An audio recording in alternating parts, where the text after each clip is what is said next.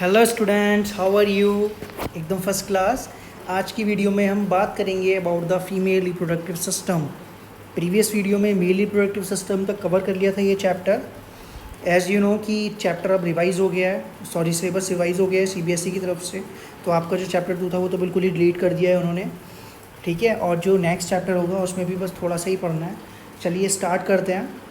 तो हमने पढ़ लिया था एमआरएस मेल रिप्रोडक्टिव सिस्टम, आज पढ़ने वाले हैं फीमेल रिप्रोडक्टिव सिस्टम। तो इसमें कौन कौन से ऑर्गन्स होते हैं। सिस्टम का मतलब होता है ऑर्गन सिस्टम, तो जहाँ पे हम बहुत सारे ऑर्गन्स की स्टडी करते हैं उसको मिला के बनता है ऑर्गन सिस्टम, ठीक है। और फिर जब बहुत सारे ऑर्गन सिस्टम्स मिलके ऑर्गेनिजम्स बनाते हैं तो हम आज पढ़ेंगे। अब यहाँ पे आपको फर्स्ट वन दिख रहा है ए पे ओवरी, ठीक है। तो इसमें जानेंगे कि ओवरी होती क्या है। तो a pair of ovary is located in both sides of abdomen. जैसे मेल के अंदर टेस्टिस होते थे उसी तरह से फीमेल के अंदर ओवरीज होती हैं, ठीक है। ये वो पार्ट होती हैं जहाँ पे एग बनते हैं, ओवा का फॉर्मेशन होता है, ठीक है। और टेस्टिस के अंदर स्पर्म का फॉर्मेशन होता था। और यहाँ पे दिख रहा है आपको कि फीमेल जर्म सेल्स जो होती हैं एग्स आर प्रोड्यूस हेयर, ठीक है। उन्होंने बता दिया कि एग्स जो होते हैं वो यहीं पे प्रोड्यूस होते हैं। फिर at the time of birth of a girl thousands of immature eggs are present in the ovary during the time of birth. यानी कि जब छोटी बेबी होता है तो उसके ओवरी के अंदर thousands of eggs are present, ठीक है। इतने सारे एग्स प्रेजेंट होते हैं। और during the time of puberty, at the onset of puberty some of these eggs start maturing. Puberty के टाइम पे फिर वो मैच्योर होना स्टार्ट होते हैं। और one egg is produced every month by one of the ovary, और एक एग हर मंथ प्रोड्यूस होता है एक ओवरी से, because as you can see here two ovaries are there right and left. तो 1 मंथ में 1 एग प्रोड्यूस होगा, ठीक है। सेकंड हो गया, तो ये हो गई ओवरी, इसको हाईलाइट कर देते हैं। सेकंड वन है आपका ये ओविडक्ट और फैलोपियन ट्यूब, इसको पढ़ लेते हैं, which is the site of fertilization. तो यहाँ पे आपको क्लियर दिख रहा है ये क्या करता है, receive the egg produced by the ovary. Ovary यहाँ पे है, यहाँ से एग प्रोड्यूस होगा तो ये कहाँ चला जाएगा, इसके अंदर चला जाएगा। तो ये जो आपको दिख रही है दिस वन इज़ ये वाली, ये क्या है, फैलोपियन ट्यूब है, ठीक है। अब ये जो फैलोपियन ट्यूब आपको दिख रही है यहाँ पे दिस वन, इसके अंदर ही एग जाता है, इसके अंदर ही स्पर्म आता है। तो this is the site of fertilization, clear. यहाँ आपको दिख रहा होगा fertilization fusion of gametes takes place here. इसी जगह पे फ्यूज़न होता है गैमीट्स का, जिसे बोलते हैं fertilization. Second third organ is uterus, इसको पढ़ लेते हैं। ये कैसा होता है, it is a bag like structure होती है as you can see here, where development of the baby takes place. और बेबी का डेवलपमेंट जो होता है वो इसी जगह पे होता है। फिर नेक्स्ट पढ़ लेते हैं uterus open into vagina through cervix. और जो ये यूट्रस है दिस वन, इसको कलर से चेंज कर लेते हैं, दिस वन इज़ यूट्रस। यहाँ पे ये ओपन हो रहा है, दिख रहा है आपको ये पोर्शन, तो दिस इज़ कॉल्ड वेजाइना। तो यहाँ पे ये जो यूट्रस है ये इधर ओपन होता है, इसको वेजाइना बोलते हैं। और अब यहाँ पे देख लेते हैं ह्यूमन फीमेल रिप्रोडक्टिव सिस्टम की पूरी स्ट्रक्चर है। यहाँ पे आपको दिख गया ओविडक्ट और fallopian tube, this is the structure of ovary. ये हो गया यूट्रस पूरा, ये हो गए cervix and this one is vagina. तो यहाँ पे अब देख लेते हैं when egg is fertilized, the fertilized egg called zygote is planted in uterus and develops into an embryo. Fertilized egg जो होता है वो यहाँ से आता हुआ इसके अंदर ही एम्ब्रियो हो जाता है, ठीक है, उसको बोलते हैं। बाद में फिर वो एम्ब्रियो में डेवलप होता है, फिर एम्ब्रियो फीटस बनता है, देन बेबी प्रोड्यूस होता है।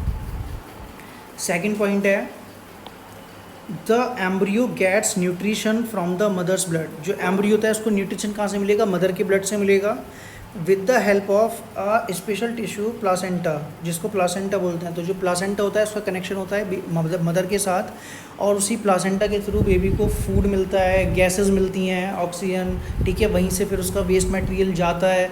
तो जो भी ब्लड का ट्रांसफ्यूज़न है between the mother and the baby वो होता है with the help of placenta, याद रखना ये। It provides a large surface area for the exchange of glucose. और ये क्या प्रोवाइड करता है, लार्ज सरफेस एरिया प्रोवाइड करता है ग्लूकोज के एक्सचेंज के लिए। मैं फिर से क्लियर कर देता हूँ, हाईलाइट कर देता हूँ उसको। It provides a large surface area for the exchange of glucose, oxygen and waste material. और यही प्लासेंटा वो टिश्यू होता है जो एक्सचेंज करता है between the mother and the baby, जैसे ग्लूकोज हो गया, गैसेज हो गई, oxygen, carbon dioxide, waste material हो गई, राइट, ठीक है। The time period from fertilization up to the birth of the baby is called gestation period. तो जो टाइम पीरियड होता है जब फर्टिलाइजेशन हुआ था, स्पर्म एंड ओवा की मीटिंग हुई थी, उससे लेके जब तक बेबी प्रोड्यूस नहीं होता, उसका बर्थ नहीं होता, मतलब डिलीवरी नहीं होती है, तब तक के पीरियड को बोलते हैं गेस्टेशन पीरियड, और ये अराउंड 9 मंथ का होता है। ठीक है, अब आगे देखते हैं। जब एग फर्टिलाइज नहीं होता, when egg is not fertilize, मतलब दो कंडीशन है। पहली कंडीशन क्या है, जब एग फर्टिलाइज हो गया। एग फर्टिलाइज कब होगा, जब दोनों चीज़ें होंगी। कौन कौन सी चीज़ें, एक तो स्पर्म होगा प्लस ओवा होगा, जब ये दोनों मिलेंगे तो यहाँ पे जाके फर्टिलाइजेशन होता है। फिर ये फर्टिलाइज एग जो होता है वो यहाँ पे एम्ब्रियो हो जाता है, जिससे एम्ब्रियो बनता है, फर्दर फीटस बनता है। ठीक है, अगर वो फर्टिलाइज नहीं होता तो क्या होता है, the uterus prepares itself every month to receive fertilize egg. जो यूट्रस होता है वो खुद को प्रिपेयर करता है ऑलवेज, किसके लिए प्रिपेयर करता है, टू रिसीव फर्टिलाइज्ड एग। अब बोलता है कि the lining of the uterus become thick and spongy required to support the embryo. और जो यूट्रस की लाइनिंग होती है वो थिक हो जाती है, सपोर्टिव हो जाती है, ठीक है, स्पंजी हो जाती है, ताकि वो एम्ब्रियो को सपोर्ट कर पाए।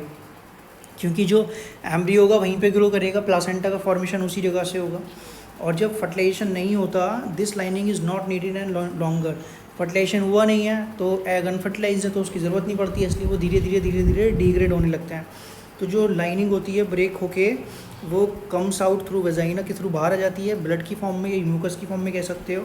और this cycle takes around 28 days every month, और ये 28 डेज लेता है पूरा कंप्लीट होने में। इसी को बोलते हैं मेंस्ट्रुअल साइकिल या मंथली साइकिल। ठीक है, अब नेक्स्ट है रिप्रोडक्टिव हेल्थ। इसके अंदर हम कवर करेंगे रिप्रोडक्टिव हेल्थ का मतलब क्या होता है। Reproductive health means a total wellbeing in all expect of reproductions, physical, emotional, social and behaviour. Reproduction के एक्सपेक्ट में सब कुछ एकदम वेलबींग होना चाहिए, फिजिकली हो, इमोशनली हो, सोशली हो और बिहेवियरली हो। ठीक है, तो उसको बोलते हैं रिप्रोडक्टिव हेल्थ। अब एसटीडी की बात करते हैं, सेक्सुअल ट्रांसमिटेड डिजीज़, ये क्या होती हैं। तो यहाँ पे आपको दिख रहा है कि इन्होंने एग्जांपल्स देके बताए हैं। Many disease can be sexually transmitted such as, bacterial होती हैं, गोनोरिया और सिफिलिस है जैसे, वायरल होती हैं, वार्ड्स एंड HIV है जैसे।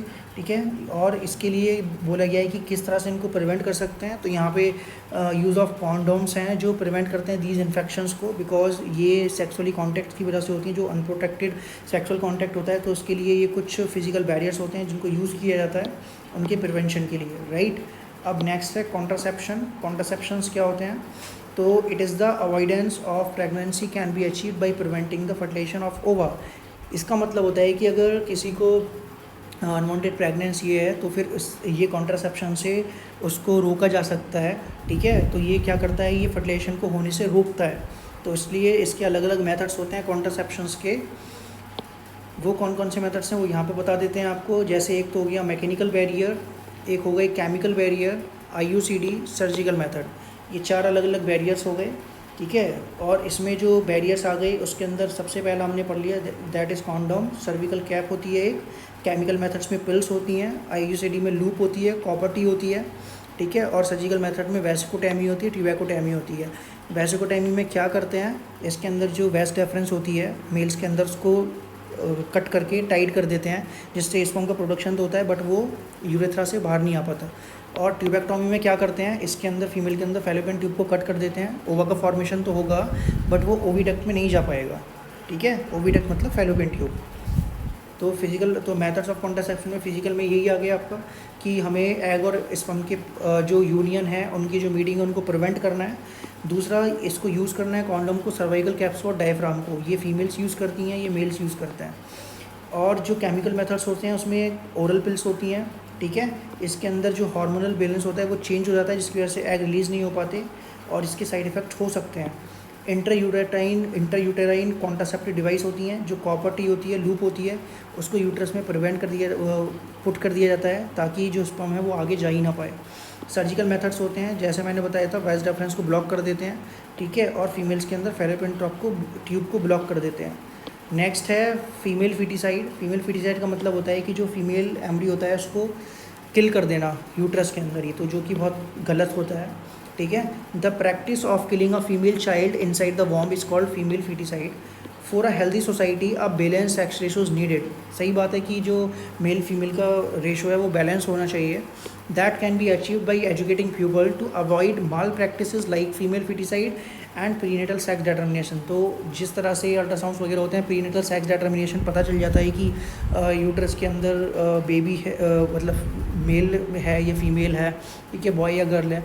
तो कुछ लोग होते हैं जिनको लगता है कि गर्ल है तो उनको मतलब कुछ चिढ़ होती है, तो उसको फिर वो हम कह सकते हैं फीटिसाइड्स के स्टेप के थ्रू किल करा देते हैं वहीं पे, ठीक है। तो एक तरह का मर्डर है ये भी, जो बिल्कुल अब तो इस पर वैसे भी बैन लगा हुआ है, बट कुछ डॉक्टर्स ऐसे हैं सोसाइटी के अंदर जो पैसों के लालच में इस तरह का काम करते हैं, ठीक है।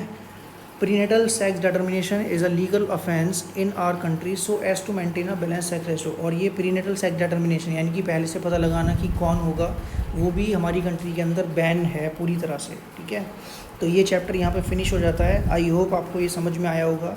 अगर ये वीडियो आपको पसंद आई, please like the video, hit the subscribe button and share it with your friends so that they can also gain something from this video.